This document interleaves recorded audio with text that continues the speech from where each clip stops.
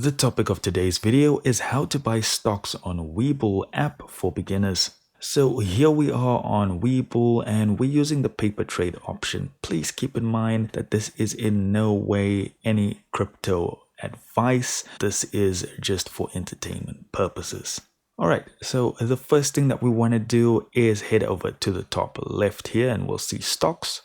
Now you want to type in the name of the stock that you want to purchase. So let's go for AMD this time. And here we are. And now you'll see we have our chart here and we'll only have access to order book level 1. Level 2 you need to apply for, and you need to fill out forms and have a certain level of experience. Alright, so now if we scroll down, we can see all our analytics here. And when we're ready, we can paper trade, or for you, it'll be trade. I would recommend going with paper trading for now. So here in the paper trade, we can see on our side section, we have buy and sell options. We want to be on buy. We can then choose our order type. So either a limit order to buy securities at a fixed price or a market order to buy them at market price. Next up, we want to put in our limit price if we are using the limit order type.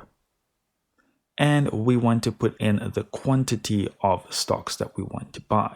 Then we have trading hours options here. And for now, I would say stick to only regular hours. Though if you're feeling more comfortable, you can go for extended hours.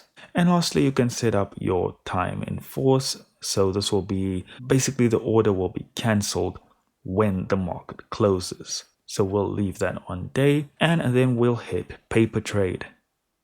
And we are done. Thank you so much for watching.